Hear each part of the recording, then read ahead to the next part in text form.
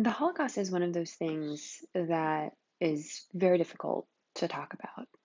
It's one of those examples of the brutality that humans can put upon other humans, right? When we stop thinking about people as people and we start thinking about them as other. So the Holocaust begins very small. As soon as Hitler takes power, the idea of purifying races comes to mind.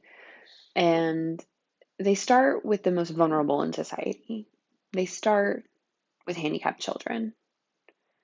And they begin this purification process of euthanizing people who are not going to be a quote unquote benefit to the race. And it grows and grows from there. So, in the years after Hitler comes to power in 1933, for those people of means, the people who have the money or the reputation, they can leave. Hitler's government actually supports rapid emigration of Jewish people from Germany. And one of those people is Albert Einstein, who comes to the United States. And this is a quote from him in reference to the Nazi policies: a desire for knowledge for its own sake, a love of justice that borders on fanaticism, and a striving for personal independence. These are the aspects of the Jewish people's tradition that allow me to regard my belonging to it as a gift of great fortune. Those who today rage against the ideals of reason and individual freedom, right here he's talking about fascists, by means of brutal force, right? These are things fascists like, to bring about a vapid means like you've got nothing upstairs, state slavery, definitely things fascists like, are justified in perceiving us as their implacable enemies. History has imposed on us a difficult struggle, but so long as we remain devoted servants of truth, justice, and freedom, we will not only persist as the oldest of living peoples, but will also continue as before to achieve, through productive labor, works that contribute to the ennoblement of humanity. And Einstein, right, is a great example of those things. And his brilliance and the brilliance of the other Jewish scientists and their commitment to the countries that they are able to safely emigrate to is tremendous. So we're going to start with Hitler coming to power in 1933. So the Nazi Party members start to take advantage of Hitler's position. And here we see four Nazi troops. They're just probably members of the SA, which is the stormtroopers. And they are a paramilitary organization, which means outside of the military. And they are here and they are protesting outside of a Woolworths department store. So Woolworths was just a department store like Dillard's or Macy's. They believed the founder of Woolworths was Jewish, so that's why they are outside singing anti-Jewish songs in front of this department store. We're going to fast forward to 1935. So every year, the Nazi Party would hold a big rally, a big festival, I guess. And they would do this in the city of Nuremberg. In German, it's Nürnberg. And this is the one that they held in 1935.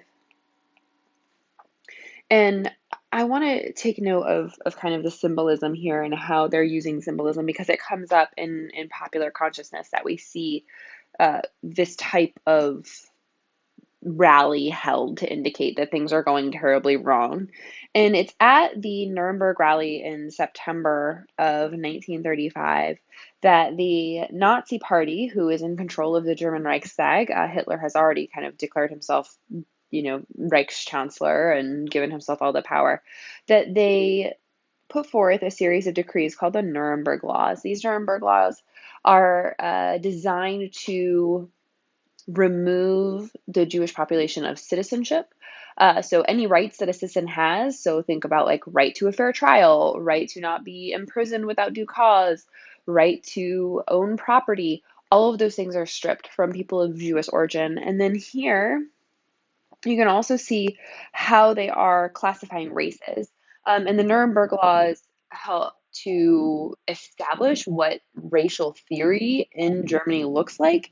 And you can kind of see, if we were to take some time to look at this, how they kind of classified people.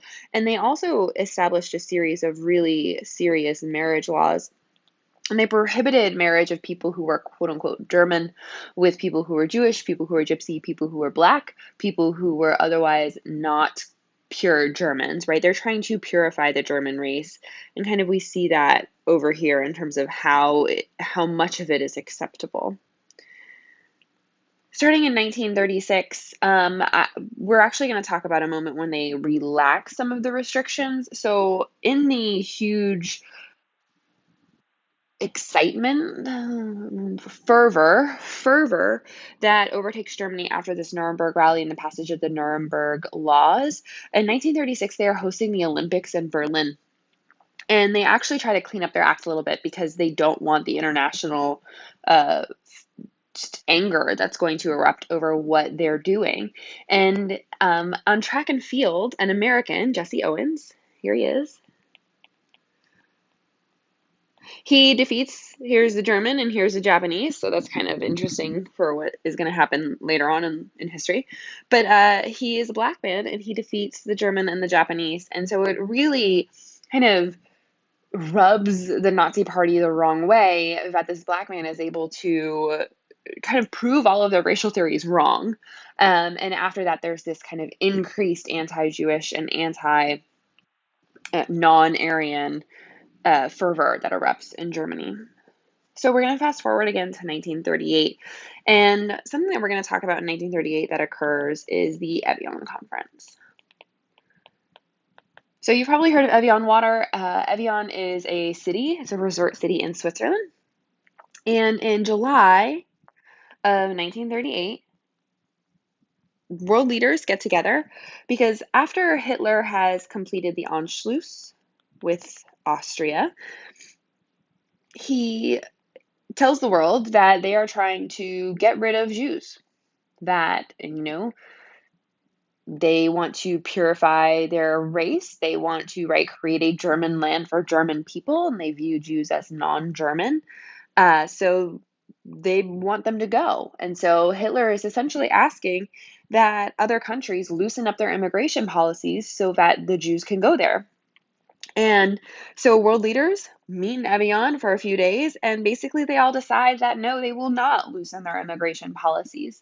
It's in the midst of the Great Depression, and many people are worried that if they were to increase immigration, that the stiff competition for jobs that already exists would just be really bad.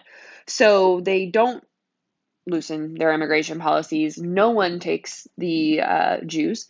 And it essentially starts to frame,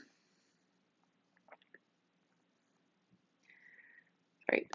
It starts to frame the Holocaust as a failed refugee crisis.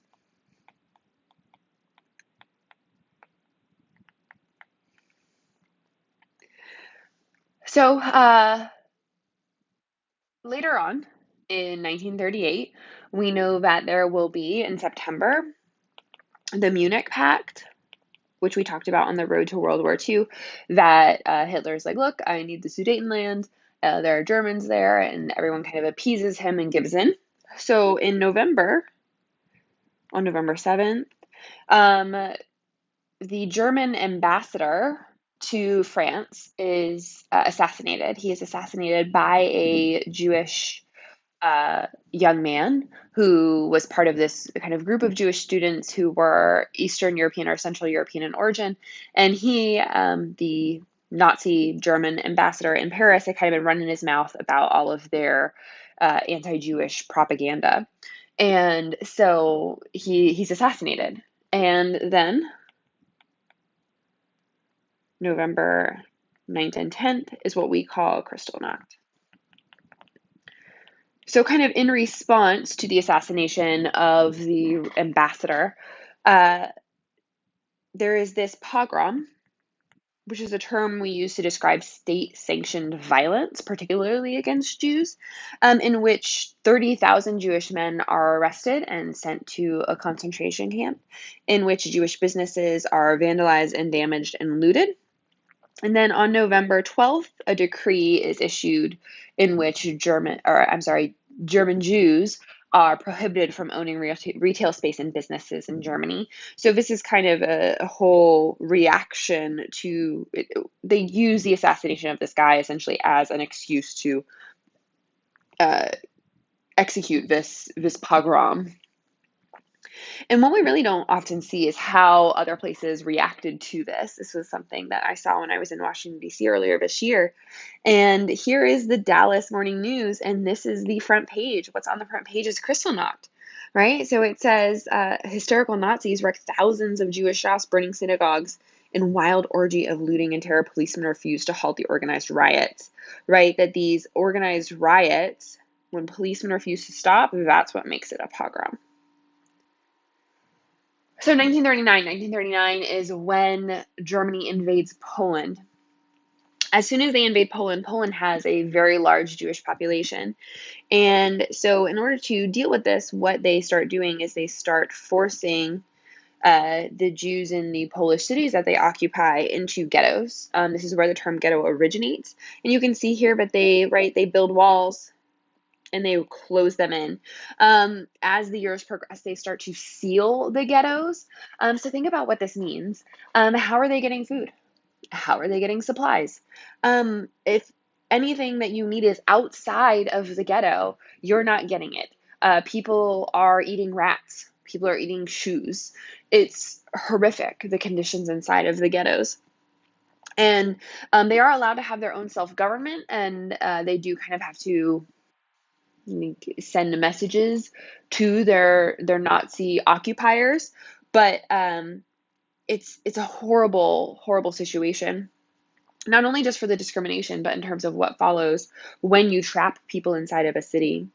So something else that emerges in 1939 is what's called the NISCO plan. So it's one of a series of plans that the SS, the kind of I guess elite group of Nazis plan. And what they were going to do is they were going to relocate all of the Jews of Poland and then later of Europe onto reservations where they were essentially going to be slave farmers. So they were going to produce all of the necessities for the German race, that as Poland and Ukraine and kind of the really good land was colonized by Germans, that the people on this reservation would be producing other things. This is put into place from the fall of 1939 into the spring of 1940, when they have to shift their attentions to the war in the West. So in 1940, in May of 1940, that is when Germany invades the Netherlands and Belgium and France.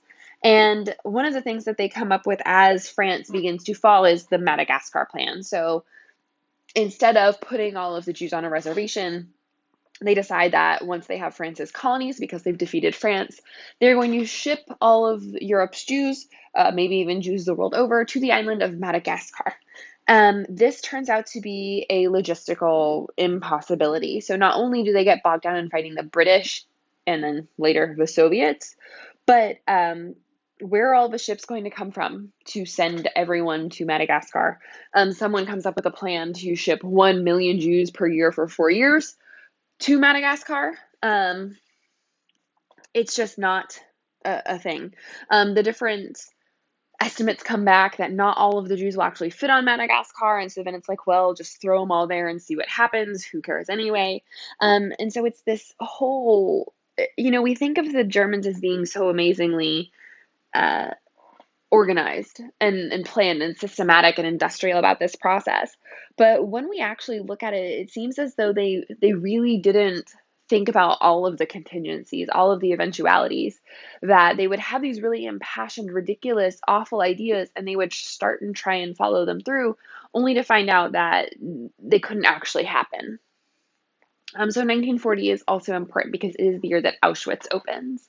Um, And Auschwitz was a location where most of the Western European Jews were sent. I'm sure that you are familiar with the conditions in Auschwitz. Like Anne Frank is sent to Auschwitz, and she dies in Auschwitz 2 weeks before it is liberated. Um, but we know about Auschwitz because, and this is something that a man you're going to talk about tomorrow, Timothy Snyder, he argues, because it is where all of the Western European Jews go, they survive in higher percentages than Eastern European Jews, than Polish Jews and Ukrainian Jews and Russian Jews. And that's why we know so much about it, because there were survivors, which is a really heavy, heavy, awful thing to think about. So 1941, in 1941, Hitler abandons his non-aggression pact with the Soviet Union and he invades the Soviet Union. And so this shifts the plan again. Rather than being a Madagascar plan, it turns into what's called the General Plan for the East. And in the General Plan for the East, you can see how kind of things are shifting. And again, we get to this idea of how this land should be colonized by German speakers, but rather than having a reservation for Jews, um, they should be moved all the way, including Russians, to Siberia. This is the new plan. So not a reservation kind of over here, but out to Siberia, where like if they don't make it, they don't make it. That's the way that the Germans see it, because all of this land turns out to be really important farmland, and so it should be given to Germans. So as 1941 turns into 1942, things are not going well for the Germans in the Soviet campaign at all. Everyone kind of thought it would go really fast, that they would defeat the Soviets, that the Soviets just didn't have it in them to win against the Russians or against the Germans. But it turns out that they do, and that winter is an even bigger component of it than they anticipated. So as things go worse and worse and worse in Russia, things go worse and worse and worse in concentration camps.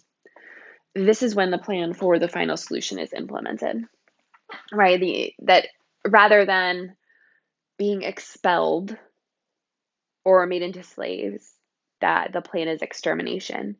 And this is something that they had already been experimenting with the handicapped. So now they're like, how can we put this into full scale? Because we also don't have the supplies to maintain the concentration camps, to actually feed slave laborers, for the trains, to send people to concentration camps. Those are no longer feasible for the Germans because they need all of that for the war effort. So this is where the extermination idea comes from. And when we look at the cost, the staggering amount of loss, I want to look at this map because what you can see here, right, is Poland's tremendous loss in comparison to everywhere else.